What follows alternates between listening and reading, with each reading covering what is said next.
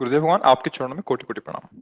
महाराज जी, कर्म और प्रारब्ध में हमें ऐसा लगता है कि प्रारब्ध का पलड़ा ज्यादा भारी रहता है। हम सत्कर्म करते हुए अध्यात्म की तरफ बढ़ना तो चाहते हैं, मगर हमें ऐसा लगता है कि प्रारब्ध वश हमें। प्रारब्ध है क्या चीज अभी आपको पता नहीं है, इसीलिए आप उसके पलड़े पर बहुत जोर दे रहे हैं। पूर्व का किया हुआ कर्म ही तो प्रारब्ध होना है। प्रारब्ध कोई देवता है क्या? पूर्व का किया हुआ हमारा शुभ अशुभ कर्म वही प्रारब्ध बन करके इस शरीर में हमारे भोग रूप में आया हुआ है। और अगर हम शुभ अशुभ कर्म से परे भागवतिक कर्म करें तो शुभ अशुभ दोनों कर्मों का नाश करके नवीन भाग्य की रचना कर सकते हैं। ये मनुष्य जन्म कोई पशु का जन्म थोड़ी कि हम केवल प्रारब्ध भोगते रहें, केवल शुभ अशुभ कर्मों को हम भोगते रहें। ये तो पशु योनि के लिए है। मनुष्य योनि के लिए है कि ऐसा अब हम नवीन त्रिगुणातीत कर्म करें जो माया जनित सारे विकारों को नष्ट करके सच्चिदानंद प्रभु की प्राप्ति करा दे।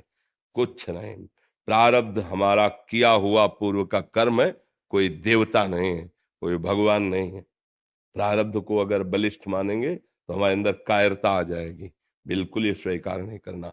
हाँ, अब हमारा कर्म शुभ कर्म इतना है, इतना लघु है, और प्रारब्ध पूर्व का बुरा कर्म बहुत बड़ा है, तो शुभ कर्म तुम्हारा उसे नहीं मिटा पाएगा।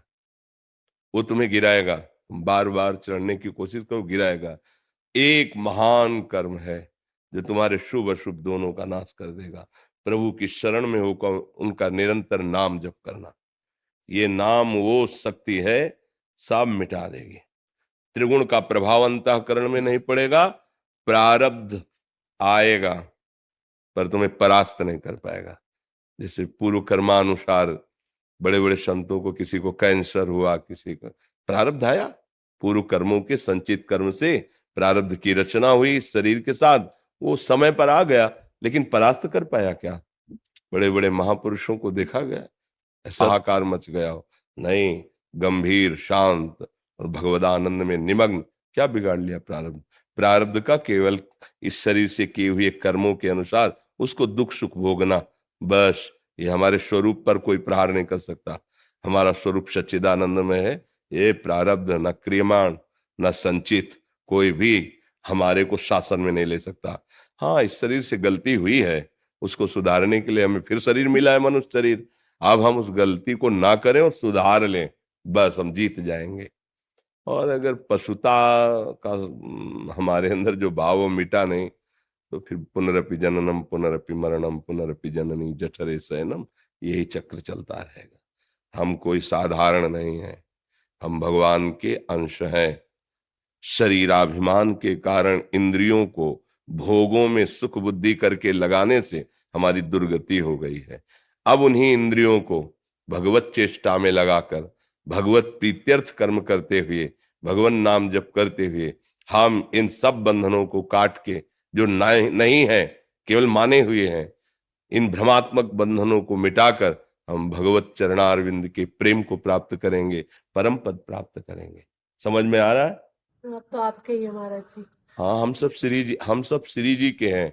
और हमारे होने का मतलब है कि हम जिनके हैं उनके हो जाओ। राधा नाम, कृष्ण नाम, वृंदावन धाम, प्रिया प्रीतम की सेवा हमारा है। अगर नाम से प्रीति नहीं, प्रिया प्रीतम से प्रीति नहीं, तो हम अपने देह को भी प्यार नहीं करते तो किसको प्यार करेंगे? जो 24 घंटा जब छूटे छूट जाए, जब जैसा हो जाए, फिर हम किससे प्यार करेंगे? नाते नेह राम के मनियत सुहृद सुसेव्य जहालो, अंजन कहा आंख जय फूटे बहुतक कहो कहालो। हमारा वही है जो हमारे प्यारी जो और प्यारे जो के सुमिरन में मस्त है, जिसने अपने जीवन को तनवांग मनोभिरमलई शुभम तो वास्यता। हम हृदय से कहते हो हमारा सगा है, हमारा संबंधी, हमारा जीवन है, हमारा पूजनीय है। और फिर अगर प्रभु से नहीं तो फिर पहचान ही नहीं है।